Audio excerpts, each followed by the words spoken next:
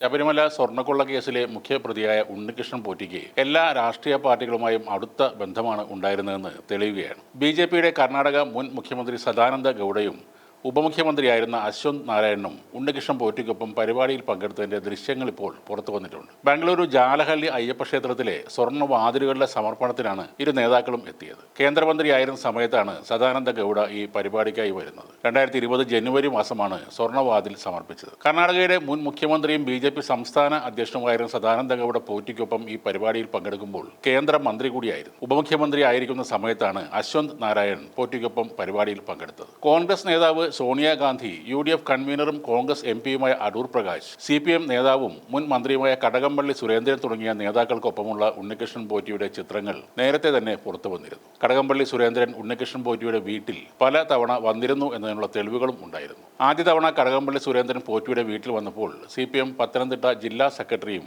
മുൻ എം.എൽ.എയുമായ രാജു എബ്രഹാമും അദ്ദേഹത്തിന്റെ കൂടെ ഉണ്ടായിരുന്നു. ഡിഗ്രിക്ക് റാങ്ക് ലഭിച്ച ഉണ്ണികൃഷ്ണൻ പോറ്റിയുടെ അമ്മാവന്റെ മകൾക്ക് കടകംപള്ളി സുരേന്ദ്രൻ ഉപഹാരം നൽകുന്ന ചിത്രവും കഴിഞ്ഞ ദിവസം പുറത്തു വന്നിരുന്നു. യു.ഡി.എഫ് കൺവീനറും ആറ്റിങ്ങൽ എം.പിയുമായ അടൂർ പ്രകാശിനൊപ്പം ഉണ്ണികൃഷ്ണൻ പോറ്റി നിൽക്കുന്ന ചിത്രങ്ങളും പുറത്തു വന്നു. അടൂർ പ്രകാശിനെ താൻ സ്പോൺസർ ചെയ്ത സദ്യ ഉദ്ഘാടനം ചെയ്യാൻ പോറ്റിയാണ് ശബരിമലയിൽ കൊണ്ടുവന്നത്. ഉണ്ണികൃഷ്ണൻ പോറ്റിയുടെ സഹോദരിയുടെ വെഞ്ഞാറമൂട്ടിലുള്ള വീട്ടിൽ പോയിട്ടുണ്ടെന്ന് അടൂർ പ്രകാശ് തന്നെ ഒരിക്കൽ പറഞ്ഞിരുന്നു. ഇതിനെല്ലാം പുറമെ സോണിയാഗാന്ധിക്കൊപ്പമുള്ള പോറ്റിയുടെ ചിത്രങ്ങളും വലിയ രാഷ്ട്രീയ വിവാദങ്ങൾ ഉണ്ടാക്കിയിരുന്നു. സോണിയാഗാന്ധിയുടെ കയ്യിൽ ചരട് കെട്ടിക്കൊടുക്കുന്ന പോറ്റിയുടെ ചിത്രമാണ് വലിയ വിവാദങ്ങൾക്ക് ഇടവച്ചത്. നിയമസഭയിലടക്കം വലിയ തർക്കമാണ് ഈ ചിത്രത്തിന്റെ പേരിൽ ഉണ്ടായത്. വിശ്വാസികൾക്ക് പൊതുവെ പോറ്റി, തന്ത്രി, നമ്പൂതിരി എന്നൊക്കെ കേൾക്കുമ്പോൾ വലിയ ആരാധന മനോഭാവമാണ്. ദൈവവുമായി നേരിട്ട് ആശയവിനിമയം നടത്തുന്ന ആളുകളാണ് ഇക്കൂട്ടർ എന്നാണ് ഇവരുടെ വിശ്വാസം. ഈ കൂട്ടത്തിൽ അസൽ കള്ളന്മാരും സ്ത്രീ പീഡകരുമുണ്ട്. അതൊക്കെ സമ്മതിച്ചു തരാൻ ഈ ഭക്തന്മാർ തയ്യാറാവുകയുമില്ല. ഇപ്പോൾ ഒരു ബാധ ഒഴിപ്പിക്കാൻ എത്തിയ 16-കാരിക്ക് നേരെ ലൈംഗിക അതിക്രമത്തിന് ശ്രമിച്ച കേസിൽ മുരാരി തന്ത്രി എന്ന രാജൻ ബാബു പിടിയിലായിട്ടുണ്ട്. കൊല്ലം പുത്തൂരിൽ കഴിഞ്ഞ ദിവസമാണ്